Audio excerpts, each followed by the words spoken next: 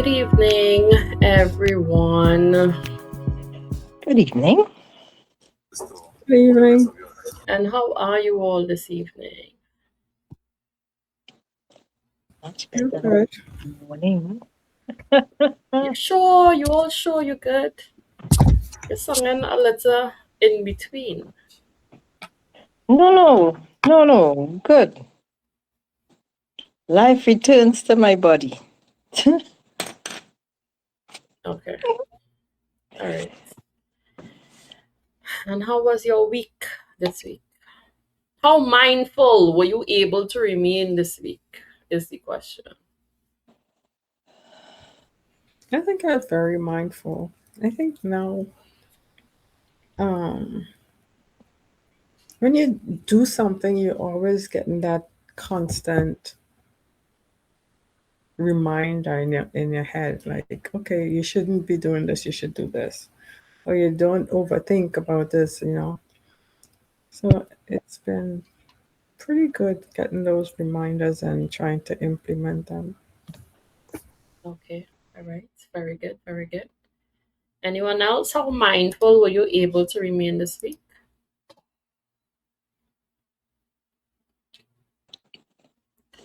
A bit better than last week.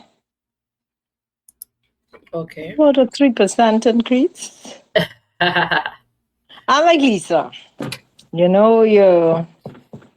For me, my mind tends to go wandering off. So it's always where are my feet? Where are my feet? Where are my feet? So what I am working towards is reducing the wear my feet. But in the meantime, it's good to know that you could say, okay, snap. Where are your feet? And come back into that space. Whereas previously, even as recent as maybe 2 or 3 weeks ago, I would stay out there a lot longer than snapping and just, so, even things that I would usually worry about, I'm learning to just worry about that. Because that is not what you can do about what you're worrying about. You can't do anything about it. The mere fact that you're worrying about it, it means that you can't do anything about it. So you're just spinning and spinning. If you could have done something about it and you had control over it, you would quickly get to where you're going and just deal with the issue. So that is where I'm working for. You can't do anything about it. So let it be. And then the thing that keeps coming back is people, place, and things are not the same. People, place, and things are not the same. So for people, just let them be. No matter how helpful you think you want to be, how whatever you tell yourself you are being, then you just let them be. And they say this will work out for them somehow. But in the meantime, for me, I cannot add wrinkles. I cannot add wrinkles. Yeah, because usually the only thing you tend to do about worry is worry some more. So it really does not assist you in any way, shape, form, or fashion. So you really need to release it as quickly as you possibly can. I think I know we was talking about this last week, and I feel like it's really starting to. I'm still working on it. I'm not there yet. Of releasing and letting people be, especially when it is like your kids or your immediate family, because it's coming to that realization or awareness that it's only you. Because you don't, when as a parent, you don't really see it as, oh, it's only you because your focus is so much, on your kids and your well being and you want the best for them and, you sacrifice yourself. But, being in befitment and, hearing it, you know, weekly, it's only you. Um, it's really starting to register, because it's hitting home. And I think that's one of the biggest lessons is when it starts to hit home. Hmm. And the most challenging lesson, I think, is when they start to head home. So I've been a little bit more mindful. I'm still working on being able to release that one. Okay. And just as you brought the topic to the podcast, I would like to know how is your emotional boundaries as it relates to that particular situation? Not good. Because I feel like, once again, when it's like your kids or immediate family, like, especially like the older generation where you want your kids to not make the mistakes that you make and you try to do everything in your power to Yeah. protect them. Like if it have a puddle, you would lie over the puddle so they could walk over you so that so it's just been it's challenging to be able to not get emotionally or to disconnect the emotion and the attachment and your perception of what you would want for them versus what they want for themselves, or really what lesson they might have to learn, because you're trying to deviate the path or make their own path, but they have their own path, and sometimes by enabling them, you're really not allowing them to learn the lesson to Yeah. develop, Yeah. So it's tough. And what is the difference between how you would deal with somebody that you consider, well, your kids, and then somebody who you have no emotional connection to? What is the difference? I think for me, even like in past relationships, it's done. I don't think about you, out of sight, out of mind.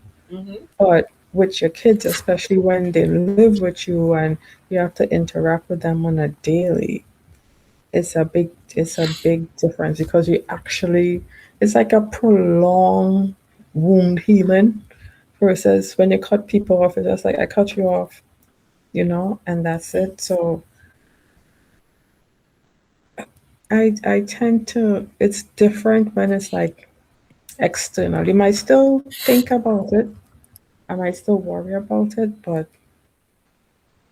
not it. I think it's more painful Mm-hmm. when it's like your kids, or you tend to say, oh, you feel more pain than when it's like other people. Yeah. Okay. Katrin, I'm seeing that you have your hand raised. Yes, I was listening to you, Lisa, and the thought came across my mind. Instead of looking at it as you have to cut people off, because you talked about out of sight, out of mind, and with strangers, and you could cut them off, but you can't do that with your offspring. Instead of looking at it as cutting off, would you be able to look at it as allowing them to be whatever they have to be and putting in? Because every time I think of it, if you look in the dictionary, you would have seen my picture under hover parent. And sometimes I'm reminded of the story of the Buddha. I don't know if you've ever read that story, but in a nutshell, somewhere between his birth and awareness by the parents, somewhere in there it was foretold that he would be what he turned out to be. But they were wealthy, and the father didn't want that. They didn't want that. They didn't want him to be in that kind of life. They wanted him to be in the wealthy life and the riches, and he's a prince and all of this. And literally, that father did everything that they could to prevent him from even seeing people die. So the story goes. And They move all the old people out into a separate area and things like that so that he would never see sorrow. He would never see this. Nothing that would cause his spirit to gravitate towards being what he became. And they worked at this thing only to see the very thing that they were frightened would happen because of all the effort they were putting in, because he needed to be what he already was.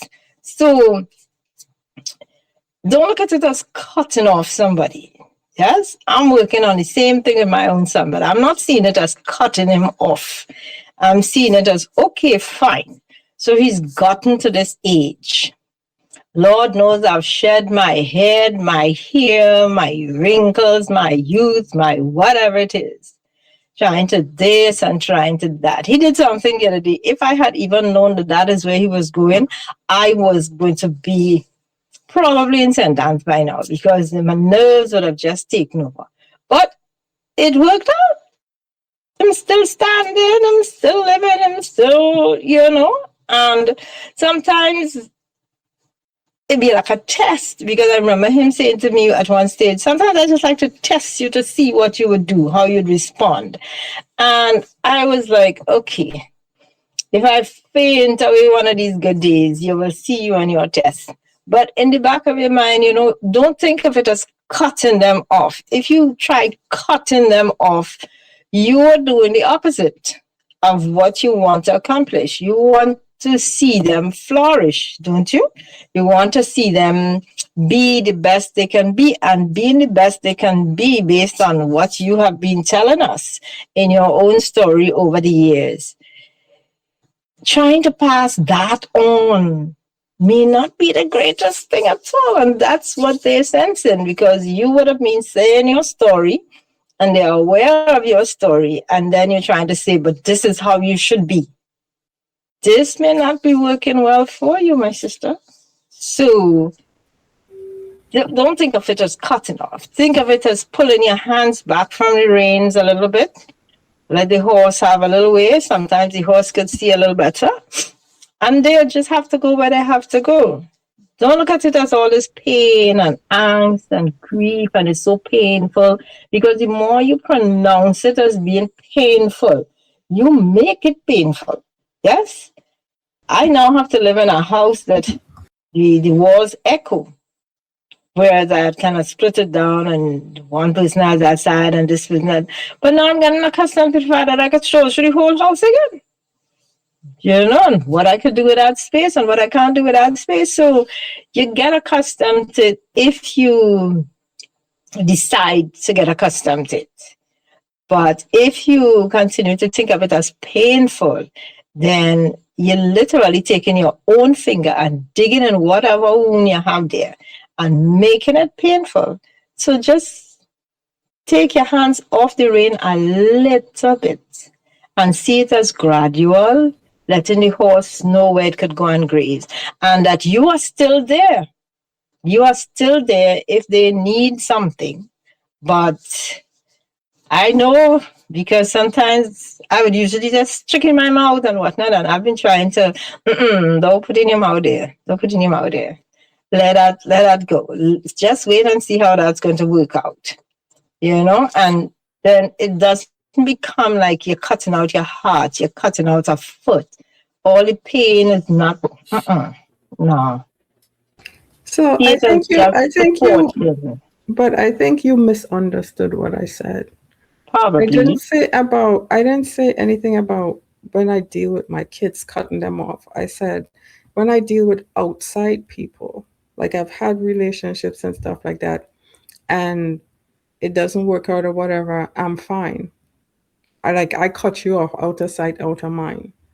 But that's people outside that I could detach a lot sooner and not be worried and stuff like that. But when it comes to like my kids and stuff, it's a little bit harder, because one of the things I've come to realize is that what I want for them may not necessarily be what they want for themselves. And in my head, I've already envision their life with me in it. You know what I mean? And when they wanted to make certain, I know, like my daughter, she travels a lot and stuff like that. I'm fine. But when it comes to certain things, I was like, okay, well, maybe we could do this together. Or we could do that together. So that's what I'm talking about. Um, I have to now, I think because I have certain expectations, right? And I have to now not have those expectations because, like they said, I can't change anybody. It doesn't matter who it is. And it's me coming into that awareness and understanding, like they keep saying, you are alone. It's just you. It doesn't matter, but it was just like it's like a wake up call of now realizing it doesn't matter who it is. It could be a husband, your wife, your child. It's just you. So that's what I was talking about. And coming into that understanding and awareness, or some not being disappointed when they don't do what you think they should do, especially if it's not including you. That's where I'm saying, like, oh my God, well, I did this for you, so why can't you, or why can't you understand it from this perspective? And you just have to just realize that it doesn't matter, at least for me, who it is. You are only responsible for you. Because them don't want to see you at all. I learned that. And plan little things by yourself. Plan and think. Like I want to be in St. Lucia for Christmas, whether or not anybody's going. Plan little things and baby steps, baby steps, baby steps. You're gonna be all right. So listening to both of you, I have been on the both sides of that fence in terms of being a child of a parents, plural, who are very supportive. And especially my mother. And now, well, of course, you experience that whole thing, just as Lisa was saying, and even as Katrin explaining, in terms of, you're on that side of the fence. And then my mother passed away, so now you're on the other side of the fence, where that support is no longer available. And let me tell you, my mother was like a net. So you could fall. You could free fall. You could jump off the trampoline. You could jump off the cliff. You could jump off anywhere. That net is going to catch you. And now that that net is no longer there, it brings you to a space where you have to learn things that you would not have learned if she was still here. And let me tell you, parents, something. It is required. It is necessary. While you all offer support, and while in a lot of instances, I know based on what you all have experienced in your lifetime because of it, sometimes you want to curb the negativities that we would experience in the world, and you want to protect us as much as you could and make things a lot easier for us. But at the same time, it is very important that we learn certain things on our own, because it really strengthens us as individuals, and it does make us a lot more resilient. And then what it heightens above all else is our ability to figure it out. Because in this world, you have to, let me tell you, if you think that the world is going to come and meet you where you are with all the roads paved and all the sprinkles and cupcakes, and no, it certainly is not going to happen that way. And sometimes you really need to leave us a little bit to figure it out. Yes, you all give us the map, but you do not need to walk me through the map all the time. You know, sometimes you have the map, and as individuals and as children, we really need to experience certain things, and we really need to sometimes, yes, tough love. I know it is sometimes a bit difficult, especially, for a parent, but sometimes we really, really need it because now I know for myself, well, myself, my father, and even my sister now, because things have changed, we are a lot more resilient because of it. And trust me, we would have not been here had she still been here. Not at all. Not at all. We would have not been here. No. We certainly would have not been here had my mother still been here because I'm telling you, my mother was like a net. I tell you, you could free fall. You could come to my mother with anything. She would know what the next sentence is, what the next step is. So, because she was so efficient, she made the rest of us less effective. Because instead of trying to figure it out, we would call.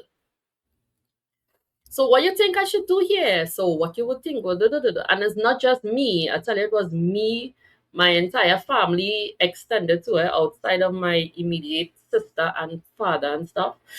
My friends, because my mother worked in the judiciary. So anybody who have a legal issue, they would call her. Then there is all of my neighbors who would come to her as well for a lot of different things. So when I told you that net was wide, and she caught all of us in a lot of different instances and during a lot of different situations. And she was also like the family stalwart. So whatever is required, my mother was called first. And I tell you, there is so much to be learned from that. And you see, once when you experience that initially, you don't see it from that perspective. But after it happens, you recognize, okay, you really, really have a lot to learn. And that is what life is. It really is about learning, evolving, becoming resilient. Learning, evolving, becoming resilient. Because I know and I totally understand. A lot of times you think you learn a lesson and you would just like life to can you pause for about 3 years?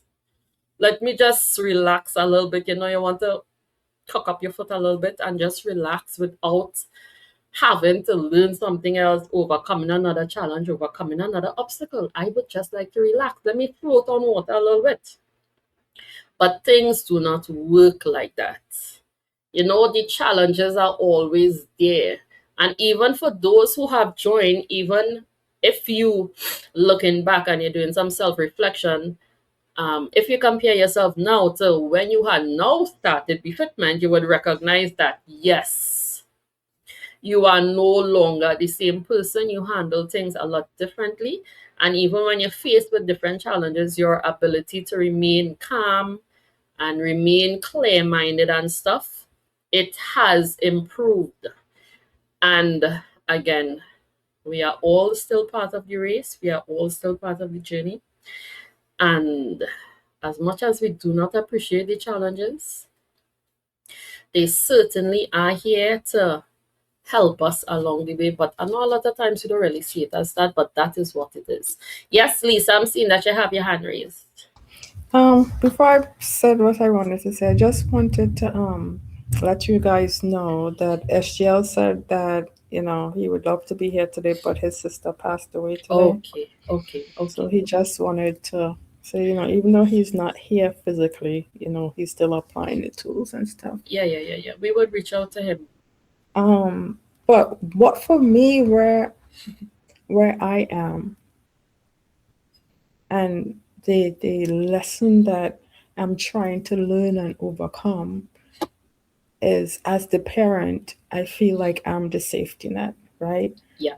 But it's like, and I know no one could do anything to you that you don't allow them to do to you. So it's the same thing like when you ask about setting the boundaries. I think for so long, I set boundaries, but like Catherine was saying, and this was said to me by my son as well. I would ask you because I know at some point in time you're going to give in and Yes. they challenge you, you know? Yes. But so part of that though, but it's so hard to now learn how to not be the safety net because you're feeling like, okay, well, you're taking advantage of me because you know you have this safety net. How much are you applying yourself to do what you have to do? Okay, when your circumstance, you was forced to Let me just realize that let me just because you gone interject past. and just tell you something. This safety net has more to do about you than us, eh? Mm-hmm. Yep. Is Because the let me tell you, attachment too. if once we know that that safety net is no longer there, we know that, okay, it's time to get active. It is time to step one, step two, step three. Let me try, let me try, let me try. But the thing is, um, a lot of times what happens is that, and what I notice and observe in life is that you would say one thing, but you would do something else. So once you're saying one thing and you're doing something else, remember, it's like the wall fall. So my ability, I don't need to become resilient again. Because whereas you're staying the safety net, you're going to remove it, you're not removing it. So I don't need to learn the lesson. So once I recognize that I don't need to learn the lesson, I will continue to free fall because you are there. But I mean, and this is part of my problem where I feel like because I am who I am, you kind of expect other people to be the same. So another lesson in this I have to learn Yeah. because I feel like you have to have a certain amount of desire, motivation, self. You know, you have to want things. You have to have dream and aspirations. So by you not stepping out to become your own and just feeling like you know, because you have the safety net, you just want to limit yourself, then like you should want more. You know, That you should is want more. your perspective of what the other person, that is your expectation of what you think the other person should be doing. And that's one of the things, like I said, I'm working on realizing that you can't change anyone. You can't, Mm-hmm. you know, not because you do something or believe something that someone else, or even sometimes too, it's like the simplest of things. Like, how don't you know this? I mean, you know, for me, it's like, why? Like, Mm-hmm. you know, so it's a lot right now that I'm working on for Mm-hmm. my growth. And like you said, it's really about me. It's not about anybody else. It's about me being able to stand firm. And as you said, you make a decision, stand by it, and not, you know, let the wall fall. So I think I've been guilty of that for many a years, and Mm-hmm. still, and I still am. So Yeah. it's just a work in progress. But I'm telling you, it's so much harder when it's like Yeah. your immediate friends compared to like, you know, when it's immediate family or children compared to Mm-hmm. like when it's people on the outside. And let me just give you a quick example that I use like with friends and even family sometimes. When they come to me with like a situation or whatever they might be experiencing, I ask them because again, I was also the solver. And it is only after my mother died and it became too much I recognized, okay, Adana, you cannot continue like this because you're feeling like you're drowning. And then remember, everybody experiencing grief. But while everybody is experiencing grief, remember, everybody has to become more resilient on their own as well. So what I started to do was when persons called me, because again, I was starting to turn into a mini like a mini version of my mother. So persons calling for this, for that, and I like, listen to me. No, no, no, no, no. So in instances when person call, I start to ask them, okay, so what you going to do? And they would pause. And then they would realize, you know, let me utilize my ability because again, they are coming to you because you are going to fix it. Even if you say you are not going to fix it, After you have said it, in 5 minutes' time, you are still going to fix it. So they are still going to continue to come. But once you ask the other individually question, okay, so what are you going to do in this situation? Then you would recognize that they pause, and then you would recognize that they begin to think. And again, you are there, you're just there, literally, not even guided. You're there listening, but you're allowing them the ability to figure out what these steps are. And even if they make a misstep, you are allowing them to experience the experience, because from the experience, they would learn what is required. But once you continue to even fix a little bit, a 1%, remember, I will continue to come, because you're saying one thing, but at the end of the day, you don't really mean what you say because you're doing something else. So then why should I stop? And that is where you really have to identify where the boundaries are, because you would recognize that you are feeling overwhelmed, you will be feeling drained, you will be questioning like why you're feeling like this. And you see, once you have done that for a really extended period of time, that is where I know the psychology aspect comes in terms of the chronic anxiety and depression, and all of that would tend to fester from it. And the thing is, we all know within ourselves what we need to do.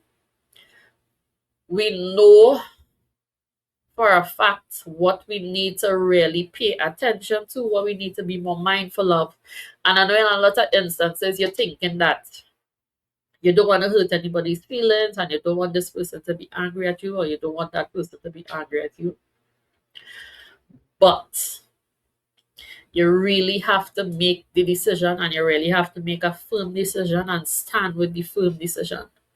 Because I understand that for a lot of us who are accustomed, the people pleasing and the overthinking and the you want to be there for people, but you want to be there for people, and then essentially it's like you're cutting off your own nose. Because, and I know for the persons who are on during the week, and one of the things that we were told during the week is that nothing is more important than you. So, and that means, and let me explain to you, because I know you might be thinking that don't make no sense and all these different things, but nothing is more important than you, from the instance of, if you do not take care of you and you are taking care of everybody else, so you're tending to everybody else's garden, and your garden, the trees drying down, the grass is overgrown, the weeds taking over all the plants, then how can you even assist? How can you even be there? And that is why it really is important to slow down, pause. And even at the start of the day, you're asking the question, self, what is required for you today? And sometimes you might have to lie down and sleep for the rest of the day. And somebody might know, well, this person not doing anything. Let me call them. You are doing something. You are resting. And if you tell them, listen, I cannot make it today, you know what they would do? They would make other arrangements. But the thing is, you're thinking that you don't want to, and you don't want to, and they will make other arrangements. That is what would happen. So even if you might be overthinking and you're thinking you don't want to hurt anybody's feelings, you are also restricting that person from learning the lesson or learning whatever they need to learn from that experience as well. Because the more you step in for them, is essentially the more you are kind of allowing yourself to slip further and deeper and deeper, in terms of, you might be feeling like you're drowning. But the more you ignore you and the more you pay attention to everybody else, is the deeper you would feel and the more overwhelmed you would feel. Because you really have to ensure that in all instances, nothing is more important. And you, good night, Mr. SGL. How are you? Good evening, everyone. Condolences Uh, from Befitment and the Thank you very entire much. Befitment team. Thank you very much. I appreciate that. Please let us know Uh, if you require any additional support. no, I'm mindful that maybe you're in the middle of another conversation, but I was very cognizant, even as it was yesterday that I got the news. I was there at the hospital. For those of you who may not know, my sister, older sister, passed away yesterday afternoon. And while she was in the hospital, she was sick, but there was no indication of death. Right. And everything pretty much de-escalated within 4 hours. So Okay. in the afternoon, she was eating, good appetite, everything is fine, lab work is fine.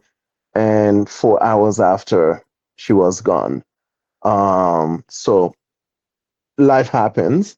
At some point, though, I was very cognizant that I was going through it, and I don't know if I was necessarily being neutral because I felt the sadness. I felt it, and it was deep. At the same time, there was no guilt, there was no blame, there was no hatred, there was acceptance and peace even though I was hurting. I don't know if that makes sense. Yes. Yes. So, Yes. Yes. and a part of me was very cognizant of the lessons of defeatment.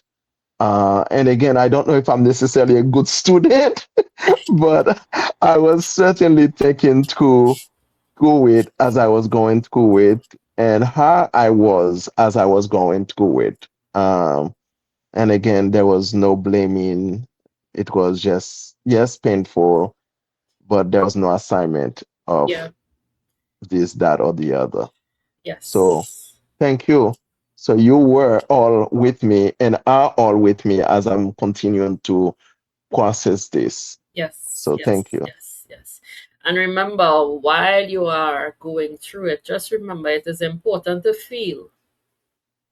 Yes. Oh, I feel all right. Yes, because a lot of And it times is we're going painful. through grief and we try to ignore it and push it down. No, feel it, Yes. allow Yes. it, and then you would realize it would start to ease. But if Yes. you try to ignore it and push it down again, remember that is where all the things that we speak of begins to manifest. So just remember, feel, release. Feel, Yes. release. You know? Yes. Yeah. Acknowledging it. Yes. Yes, yes, yes, Yes. Thank yes, you. yes. You are most welcome. Catherine, I know your hand raised there for a little while. That's okay. What I was going to talk about, say, was going back to being the parent and wanting so much for your your offspring. And Mr. S, it is wonderful to see you. We are Thank you. here for you, Mr. S. Thank you very So much. even a private phone call or reaching out, we are here for you at Bishop Band. So the question I wanted to ask was, as a parent going through adult children who are striving, we are seeing that they want to go in a particular direction. But because, and particularly if you were a single parent, you already had mapped out certain things. You planned the wedding, frankly speaking, if it is a boy or a girl, you see them doing this, you see them doing that. Or you literally you have the when they have the degrees. You know how hard I work for my son degree? Oh my goodness. First degree and postgrad technology. Man, I was there tracking exams, and you see, he never even went for the second certificate. Didn't even know he topped the whole class. And I'm thinking, I could dress up and whatnot because you plan and plan and plan and plan and plan because you have this. And it was a shock to me to be told, that you have yourself wrapped up like that, but there's much love on the other side, but there's not this kind of attachment. You have an attachment, and it gives you the problem, the dis-ease, the uneasiness is is really your own because you've planned that. I've heard things like, they should want more. They do want more. They just don't want the more that you are thinking of. More could be rest because our generation didn't even know how to rest. We come from the generation where you say, I work 16 hours, Kill, I went home at about midnight last night from the office. And when I got home, I still did a load of laundry and you're cracking up inside, even though outside still look like you put on some powder and whatnot, but all your organs in trouble. Yeah. You see, and then you start not realizing that you're clenching your fingers, or your toes always curled up. You walk past things, you don't even see something until you hit your foot, and you say, "Oh God," and you go back onto something else. So the question I wanted to ask is, within ourselves as parents, is it that we are afraid of becoming irrelevant in our children's lives? And when my son said he was moving out, two things happened. One, I had to remember that I moved out of my mother's house physically when I was about 26 or so. Even before that. And then but I don't think I ever went back into the house full time after I came from university because there was now and I attended university overseas. So it wasn't a question of every day I went home. I had to figure out bills. I had to figure out paying things. I had to budget. I had to pick and scrape and make do, make friends, make networks and so forth. And when I saw things, my son doing certain things, I would say, did my mother go through this? Yes. I'm sure she must have been anxious. I'm sure she must have been, but how did she resolve it? She would resort to praying because in those days they didn't have no phone where you could call Barbados every 2 minutes to see how somebody doing on a cell phone. Certainly not. We come from humble beginnings, so there was no telephone in my house, I think, till I graduated from university. So, but there's a fear of becoming irrelevant. So you try to hold on, you try to get involved in what they're doing still, and you're asking how they're going, and you want to see if they come by. No, they don't want to come by. They don't want to come by. They will say hello, but they have their own plans and their own way they're going now. And for me, the thing was to get to that point as quickly as possible. Yes, it is difficult. No, it's not going to happen overnight because this is something you're accustomed with, and particularly if your offspring continues to live in the same house as you do. But you have to find a life of your own. And I look at my sister and I would pass judgment and oh my God, look at this and how but to realize that she had the method all along. You are going to have to let go eventually because they're going their way the same way you went your way when your turn came, and the parents had to believe they did enough. So I have to believe I've done enough. And now I find myself, when I find myself, I go past, I say, that wall could paint, And once or twice I would say, you painted that wall? And I would get the answer like, I'm not going to hustle myself over that wall. That wall is not a priority for me right now. And I'm saying, you could paint the wall, you could paint it. Okay, fine. I go out and I paint my own wall. Yeah. If you have Let the me desire to paint. So the question that came to me was, is it that we are no. afraid to become irrelevant? While you all might think you are afraid of becoming irrelevant, since your son has moved out, has he not called you almost every day? Because we need assistance with something. Well, no, he wouldn't come with the assistance, But but does he not still call with all some send a little situation? WhatsApp, make sure that I'm Exactly. doing good. If I'm reaching Exactly. home, and you Exactly. see, I'm actually seeing responsibility. Yes, Mm-hmm. I'm seeing a different adult. Yes. You're You seeing still and you still want to accountability thinking, but as well. you're seeing growth. Yes. You're seeing manning up. Yes. Whereas you were not seeing all of that Because it before. wasn't required. Yes, the bills are Because being paid. yeah, because the net is there. You see, You it know, was not you live in required. a house where the internet bill is common, the electricity will stay on. You watch football, Yes. man. Yes. You, And you understand now when I said it wasn't required, right? It wasn't required. What I do it is not required. And you see, yeah, it is different. Whereas you might think that you all might be, you know, you all are never there. As parents, you are never there. Because even I have an aunt where her three kids, they are in their early 20s and they are all out of the country studying. So one is in Amsterdam, one is in Hungary, one is in Liverpool. And she is on the phone with them. They may not be in Trinidad, but what I recognize with her is that she doesn't have so much of an attachment. And in, sometimes just overhearing their conversations, when she speak to them, it is more like a coach.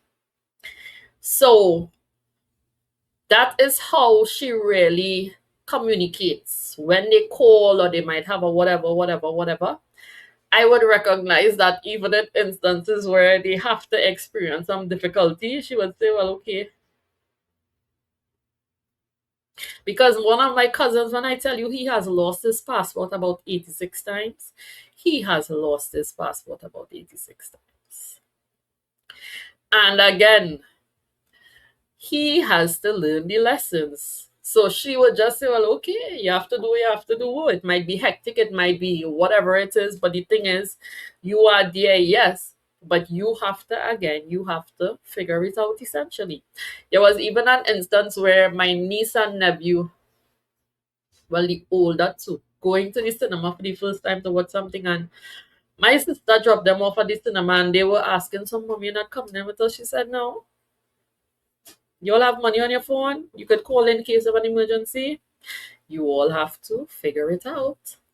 Because again, you really have to allow us, and this is not just in, I know we're using the example of children, parents, relationships, but I guess that might be the relationship, with the strongest attachment and the strongest expectations and stuff. But even as you're dealing with anything in life, and I know now because of the fitment, you're looking at a lot of relationships differently, you're looking at patterns differently, you're looking at attachments differently. And what is the best way to that life brings the opportunities for you to learn? Through the persons who are closest to you, where the impact of the lesson is felt very deeply, very strongly. And it really is important that you know where your boundaries are, because again, not every emotion that you carry belongs to you. And we know for a fact a lot of times we are carrying other people's emotions, other people's energy, other people's all kind of different things. And in a world of constant connection, it's easy to absorb the stress, expectations, and of course the emotional burdens of others. So you see, without healthy emotional boundaries, again, you tend to become extremely overwhelmed. And exactly what Lisa's saying in terms of if it's a child and you're seeing the person every day, and then you become emotionally exhausted, and then what happens from that is that you become disconnected from your own needs and values. So in the instance where we spoke about earlier, in terms of nothing is more important than you, now everything becomes more important than you. You might need rest, but this person needs something. You might need to go on the beach just to relax and unwind. This person needs a drop too. do something. You might need to spend the weekend just sleeping so that your body could really, you know, revive and regenerate. Somebody always needs something. But again, that is when you are allowing different instances, different experiences, different situations to be more important than you.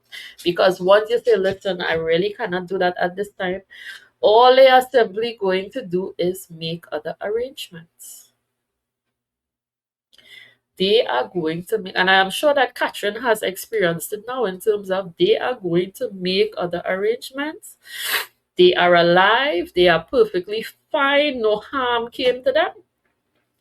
And then you recognize all of the overthinking that you utilize was not necessary.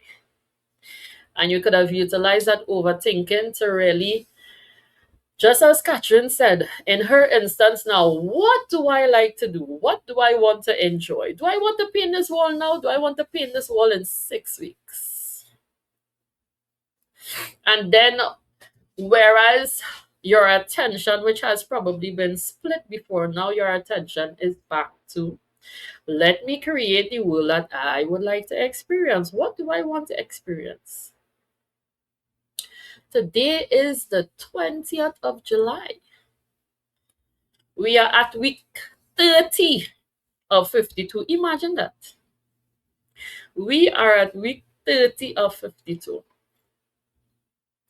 So that is what, 22 more weeks? 22 more weeks for the year. And I know you blink and you might be in November. So again, what are the boundaries?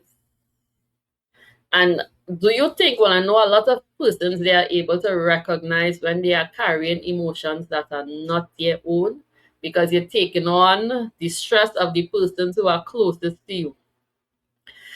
And are you able to identify the difference between compassion, responsibility, and emotional over identification? Do you think that you are able to identify it now? Well, I know a lot of persons have a lot of different experiences. So let me read it again. Do you think that you are able to identify the difference between compassion, responsibility, and emotional over identification? Yes? All right. Yeah, I think I can. But I think for me is really coming into acceptance Yeah. that I am overextending myself and to learn how to step back. Yeah. And let me tell you something, Lisa, from a child to a parent, we are going to be okay. You all think that we are not going to be okay, but we are going to be okay. But I think for me, unlike Catherine, where I don't want them to go, I have no problem with you going. Never did, never have. You going, you know what I mean? I know that they're going to be okay. I just feel like they are not working to their full potential to get there because they know they have a safety net. So that's kind of like where my situation lies. Yeah. I am, you're older and the expectation is different, So it's not about, I don't want you to move or I feel a certain amount of attachment because you move. It's neither here nor there for me. You know what I mean? I I've lived by myself for many years, so I have no problem being in my own company, So I just need to learn how to detach and set the boundaries. Yeah, yeah, yeah. Catherine, I'm seeing that you have your hand raised. Girlfriend, you cannot know what is their full potential. You may think based on what you are thinking. And after that, If you had to draw your life the way you want your life to be, just draw a picture and put in all the things that you want to see in your life. I think that is where I am going now. And what do I want to see? What do I want to experience? What do I want in my space? What do I want? Where am I? Who am I?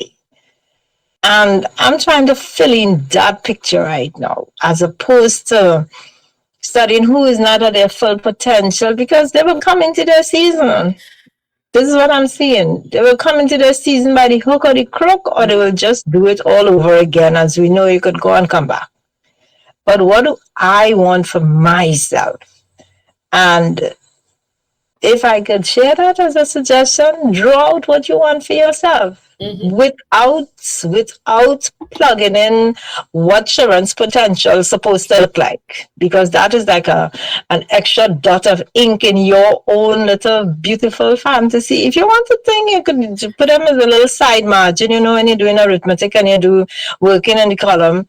But what do I want for myself right now? And this is where I am. I cut my hair, I stopped doing this, I went out last night, it's like 10 o'clock, I was clapping hard for the show to end. But I went out, and I forced myself, because normally I would say, the rain, oh gosh, it's Sunday, Monday's work, so perhaps I'll pass. But then I said, no, you're going, you're going, you're going, you're going. You're going. Found something to wear, dolly up myself, got the car, and I went, and I had a good time. You might see one or two people, you'd see one or two people, but I didn't go looking to see if I could sit next to somebody. I sat by myself. They gave a complimentary drink, I stretched that glass of wine for the whole night. Mm-hmm. And so for me now is, what do I want for me? What are the steps that I require to get to where I need to be? Because I recognize that for so long it was about everybody else. When it wasn't about my son, it was about my mother, but in my head about family and all these different things and what people think of you. And in work, you're trying to get promoted. You want them to recognize your glory and all these different things. And then, no, right now, no. So, my sister Lisa, if you could draw yourself, draw what you want for yourself, how you want your beautiful life to be, you will actually find yourself so focused on what you want, creating what you want. You might not even put in a chair where somebody else will be sitting down, unless you just put them in a little hut by themselves and say, okay, family. I know I have family there. But for so long, for me, I know for so long I have given every ounce of myself elsewhere, trying to be somebody at work, at family, at this, at that, trying to be good in relation. I stayed in relationships that I should never even have spent 2 days. I remember going out on a date, a first date with a particular guy, and there was something in his laughter, and it just hit me. I said, And I remember staying in that relationship and staying, and it was clearly not where I needed to be, because you want to appear to be just everything to everybody. And I'm seeing I can't be everything to everybody and still be anything to me. Yeah. So I have to be me. That is where I have to be. And then everybody else will fall in line. Yeah. They have to fall in line, like it or not. They have to fall in line. Would I still assist? Yes, I'd still assist, but no more to my detriment. Yes. No more to my detriment. Yes.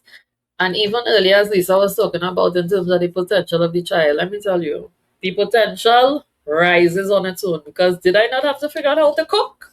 Yes. Did I burn the food and my father eat some burnt food? Yes. Did we not survive after? Yes, we did. The potential is there. It is underdeveloped because there is a net. I do not have to develop the potential. Again, there is a net. But once the net, just like my sister, when she dropped off her children, They have to figure out, okay, where the concession stand is, where I have to buy tickets. You have to find the um the cinema room, the number, you have to match it. Okay, okay. You have to walk through the dark a little bit. You have to find your seat again. And it would not have been developed because I'm very sure if she had walked them in, nobody's paying attention to anything. They're not paying her because why? Mommy here. So you see, again, these conversations is really to bring awareness, to bring the wisdom, to bring the different perspectives so that even you as an individual, sometimes you might be just as Lisa was explaining in terms of overextending, and this is really your opportunity to observe. And I was just going to call, you would not believe, and I see the hand go up. And it is your ability to observe, because I know this is something that you spoke of, Anastasia. A lot of times you spoke about having to deal with this and how the different things that you tried and experienced and stuff. So, yes, Anastasia, enlighten us some more, even if you would like. Yes, good night. Hello. I I wanted to say that this does not only go for your children, but it go across the board with everybody in your life. If Yes. you don't set the pace, people going to. For me, when I was a people pleaser, I used to tell myself, okay, I'm dealing with adults here. Good sense should prevail. They must know, okay, I'm going to be tired and you're coming to me all the time and I'm helping you. You must know when it's time to stop. But I come to realize people don't know when to stop. As long as you put yourself out there to be used, you are going to be used, right? Whether you're tired, whether you're sick, whether you're whatever, you are going to be used. People don't think about you, people just think about themselves. So, you know what? You have to think about yourself. You cannot expect that because, yeah, what it is. You give in, people will say, okay, I'll give her a little rest. No, people don't think so. And that was very shocking to me. When I tell myself people just think like me, I come to realize no, it is not like that. Right? You put yourself out there to be, you're available, you're always available. They are going to take advantage of your availability. And then, and to you, you telling yourself it's advantage, but to them it's not advantage. They just tell themselves they have somebody they could run to, and they're going to run to you. And they're going to take everything that you're offering, everything they could take from you. If they could suck you dry, they're going to suck you dry, and they're going to go away. And when they don't have you again, they will find somebody else. And that's just my little take on the matter today. So it's not just for children alone. It's not just for children. It's for everybody in your life. So the truth is, there is only you. Think about yourself. Yes. You really, really have to. Again, I know it is very difficult. There is a lot of us who not accustomed to the there is only you, and you're accustomed to catering to everybody else. You're not even, and the thing is, you're identifying certain feelings, you're identifying certain emotions, but you're ignoring it because no, this other person is dependent on me and this situation is dependent on me. If you are not there, the person and the situation will depend on something else. But we don't see it as that. So, really think about it and know this is a different perspective.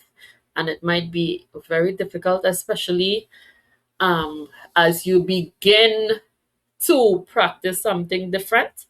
But again, as soon as we have these conversations, the opportunities present themselves in a week for you to practice. Please remember. Please. Kim, I see your hand raised. I know your hand raised before Catherine's on. Yes, I'll just like to add, oh, um, well, it will be adding, but this is my opportunity to get something off my, I don't want to say chest, because it seems like if it's towards anybody in the in the meat, but it's not. But to get some off because my occurrence happened last night. So I don't have to look forward to it in the week. It happened last night. And last night it was okay. And today I was like, it started annoying me even more. It was annoying me and annoying me even more. And I was like, I need an opportunity to talk. Feel like if I need to talk and express it. And a bit of me wanted, the little woo woo woo for you because of this occurrence. So I this for me with siblings. I am the last born, last of many six. And I had placed myself in a space where I was the dependable one and they could depend on me to support as much as I could. I could in different areas. So my mother had left, without going into my details, something for me, or whether you look at the size or whatever, but she had was organizing something for me. So the oldest sister had asked for it indirectly via another sibling. And the way she asked wasn't the purest way, I would say. It left that sibling a bit distressed. So as it would happen, that sibling now contacted me with distress then. So I got into my emotions that day and cried and whatnot, because I was like, where is this all this drama from concerning this? And I, because when the older sibling contacted me after that, she painted a picture as if it was first conversation, and obviously didn't say what she said and how it was presented. So I thought I had sorted it out. Come to understand that it wasn't, because it reoccurred again yesterday evening. So I only touched my phone yesterday evening, late in the evening. So sorted out some calls, and I went to that call last, that message last, because I knew they always had some drama attached. So as I said, I was proud of myself last night for how I handled it. I didn't get good emotions, didn't get stressed and whatnot. But this morning keep reoccurring and annoying me, because I'm saying to myself, everyone has their journey to walk. Everybody has their path to walk. And for me, being the youngest sibling, I used to look for the support of the older ones. Never got it. So I came to understand, but okay, all right. But because of stuff we're taught out there, they will teach you that how the family structure should be. I using my fingers to do the imaginary, but I'm learning different. I've learned different, so I don't pay mind to it, right? As much. Still growing in that area. But it started weighing on me more and more during the course of the day. Cause I was like, listen, I am the youngest. I am making my journey through life. I am not dependent on you all.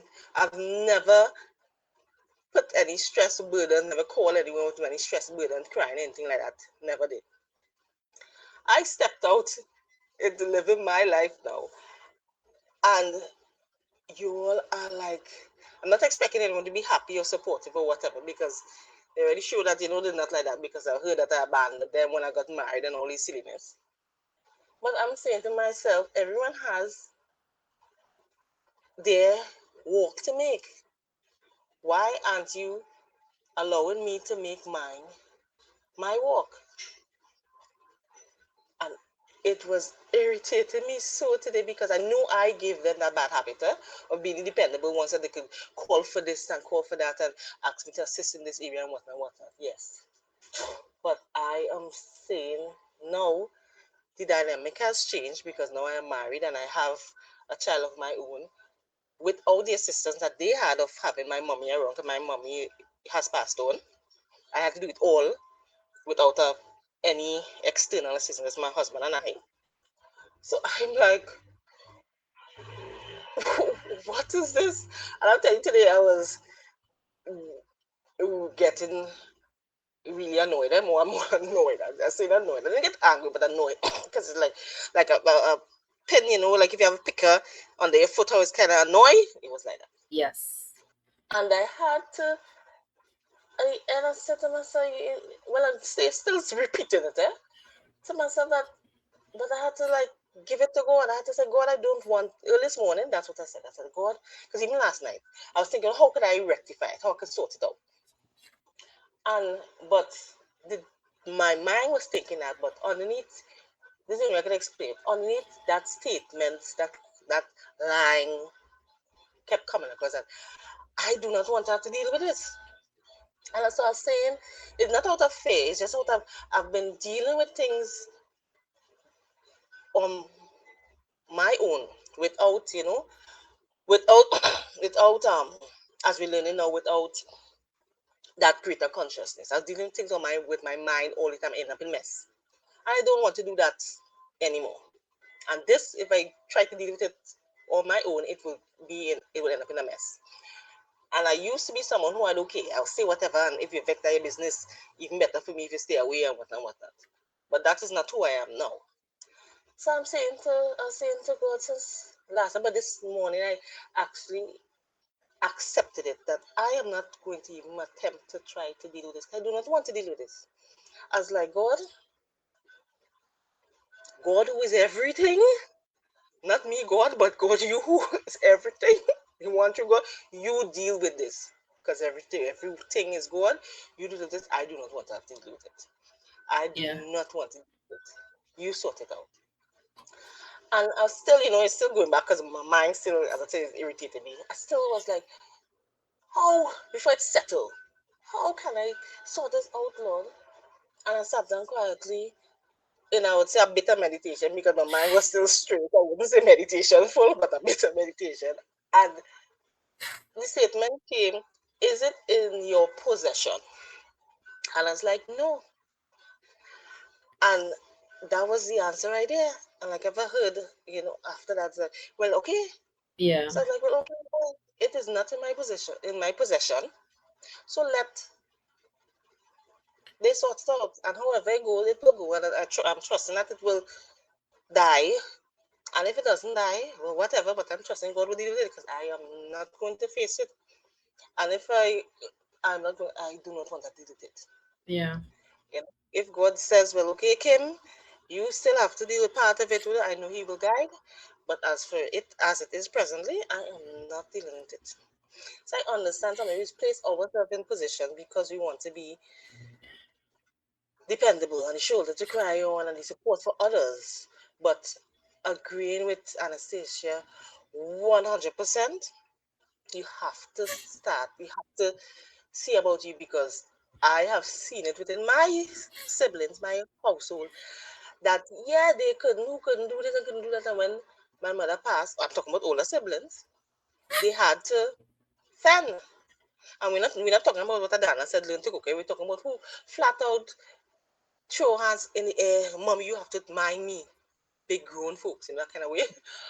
And Yes. when they went to my aunt, the oldest one, went to my aunt who was dealing with cancer and whatnot. I was asking her for handouts and whatnot. And myself and the sibling before me, which I was the two youngest, we were like, how could you do that? This woman is going through what she is going through. Why are you going to burden her with nonsense when you could fully well take care of yourself? And Mm-hmm.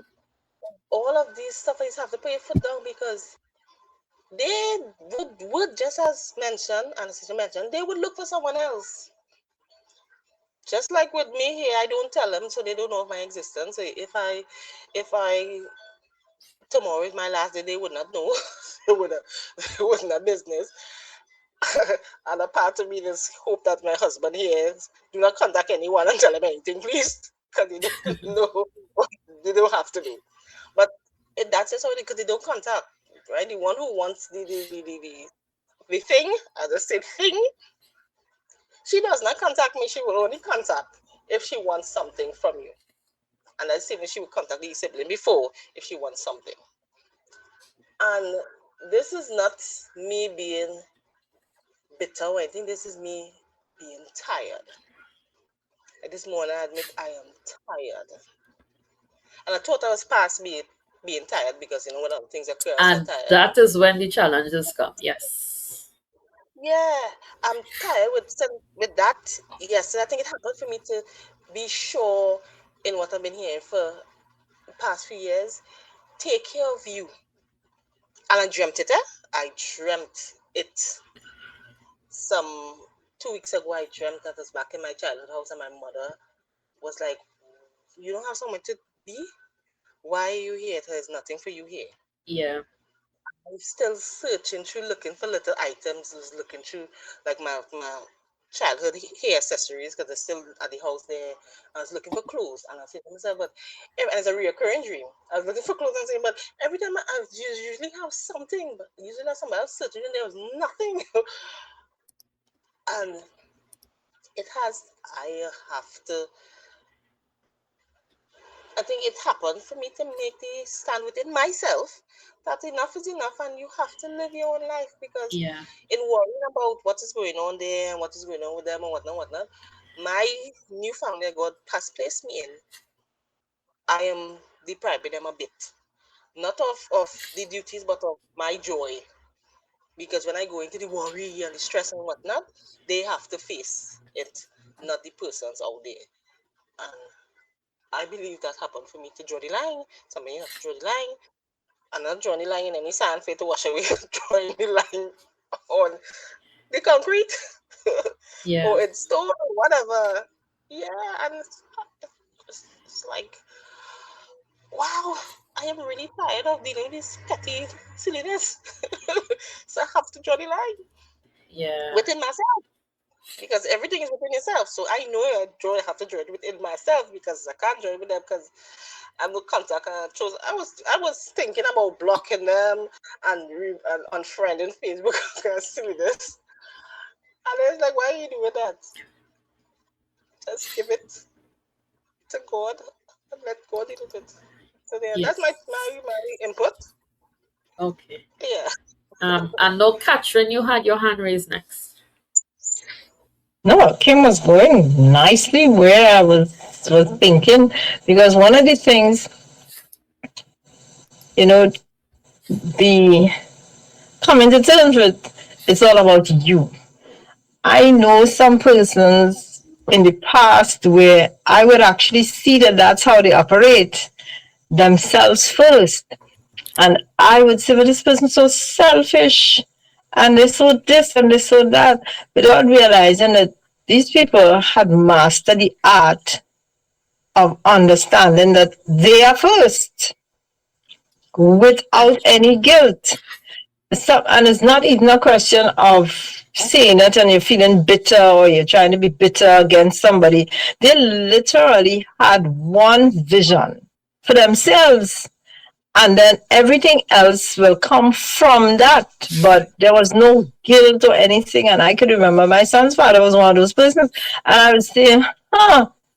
And I'd curl my lip until you realize that truly it is like if you're in the plane again and the plane is going down, you have to put on your oxygen first. It doesn't mean that you don't like the other person. It doesn't mean that you have something against the other person.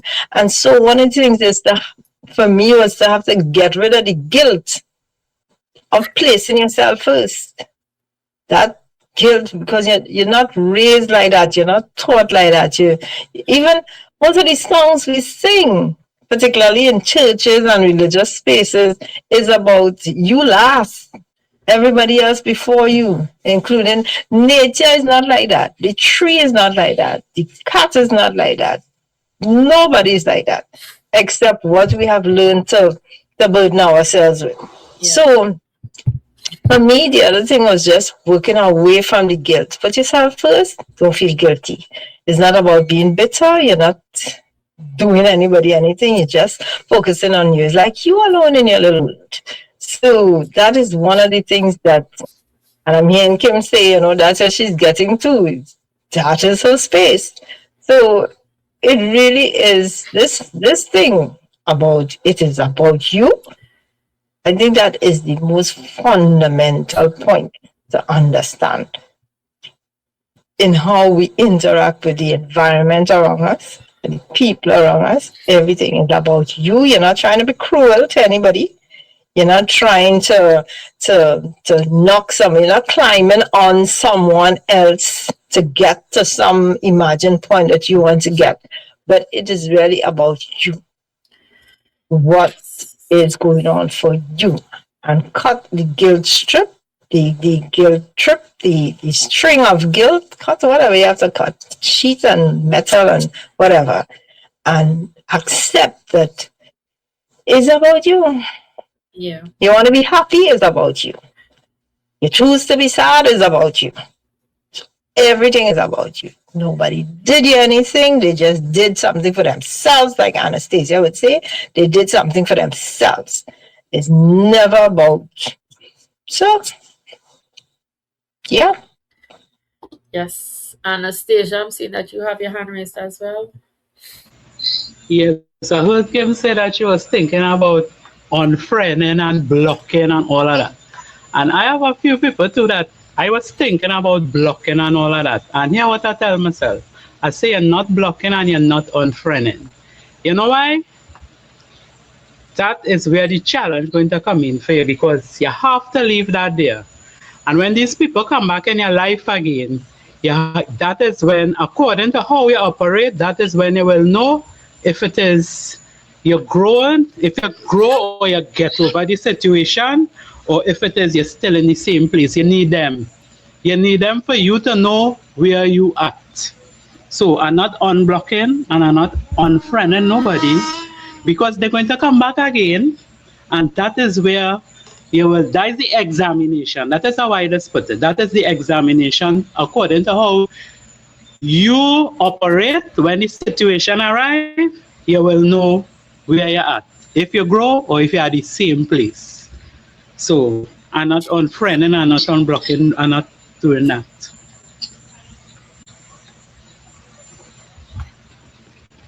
Yes. I know that, these topics, even starting last week as it relates to releasing shame, and even this week as it relates to setting emotional boundaries. It is really a kind of self reflection. Those are self reflection topics, eh?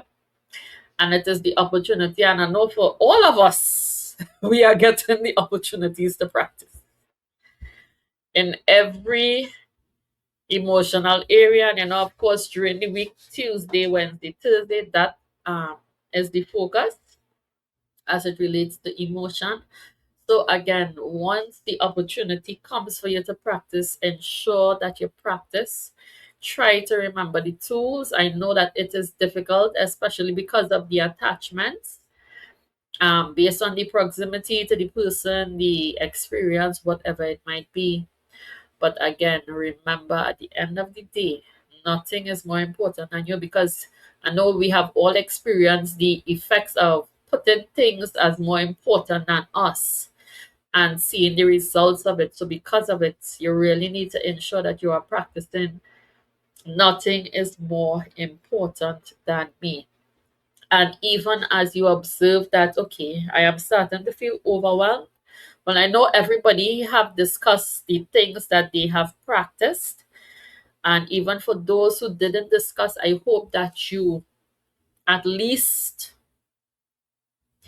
have a tool, have a something, a memory of what was discussed, so that you could also put certain things into practice, especially moving forward, because you want to ensure that you are moving forward as light as possible and do not burden yourself with any unnecessary things any longer. The unnecessary things, they're really not required. And again, if you need support from Befitment and things might be feeling like, it is too much, please feel free to reach out. Do not talk yourself out of getting help, please. Feel free to reach out. You are not bothering us. This is why we are here. If you might feel that you might be feeling a little bit overwhelmed, reach out and let us know. All right.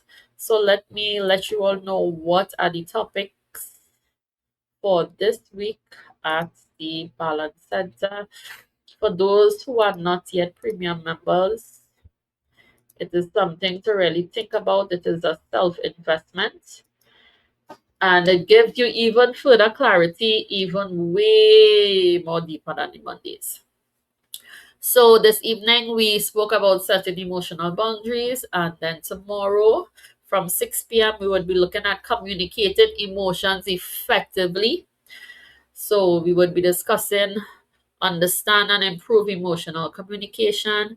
And from 7 we have our fuel and flexible body workout sessions. On Wednesday we have counseling and consultations from 10, and then from 6 we would be looking at emotional regulation during conflict. So make sure you have your pen and paper or even your questions. So we would be discussing learning to respond rather than react during conflict. On Thursday from 10, we have counseling and consultations, and from 6, we would be looking at emotionally healthy relationships. So we would be discussing strengthening personal and professional relationships. And then from 7, we have the fuel and flexible body workout sessions. On Friday at 10, we have a yoga and breathing meditation, a private session. And then from 3, we are free to be, where we release, relax, restore, and unwind by appointments only. Feel free to reach out if you would like to join us. On Saturday from 10, we have counseling and consultations. And then from 3 p.m., we are closed. I would also like to just read the Genius Goals question for you all tonight. So, of course, we just spoke of, just 1 minute. I don't know why the topic just went blank out of my mind for some reason. So we just spoke of, right, setting emotional boundaries. So the first question, what makes saying no emotionally difficult? And then question 2, which conversations have you been avoiding because you fear disappointing someone? Question number 3, how can you tell when you have absorbed someone else's stress, anxiety, or anger? Question number 4, do you often feel responsible for making everyone around you feel okay? Question 5, when was the last time you confused empathy with emotional responsibility? Question number 6, how often do you take on problems that are not yours to solve? Question 7, what physical or emotional signs tell you that you're carrying too much? And question number 8, what is one boundary you can begin practicing today? And again, the Genius Goals question, it really helps develop you as a person, because you really have to look inward and you really have to dig very, very deep to be able to answer it. So think about it. Even though you're not part of the competition, still try to answer the questions for yourself and see what answers you are getting. Guys, I know that the challenges are coming. I know that the opportunities to practice are also coming. I'm going to say stay strong, but I don't think that might be the best. No, not stay strong. Stay mindful. Stay mindful. You know, pause before you react. Pause before you react. Stay mindful. We understand that, yes, a lot might be happening, but stay as mindful as you can be and less reactive. Stay mindful. All right, so guys, have a mindful week. See some of you tomorrow. See the rest of you next week, Monday. Have a wonderful night, everyone. Good Good night. night. Good night. Thank you all. Good night. Good night. Good night. Good night.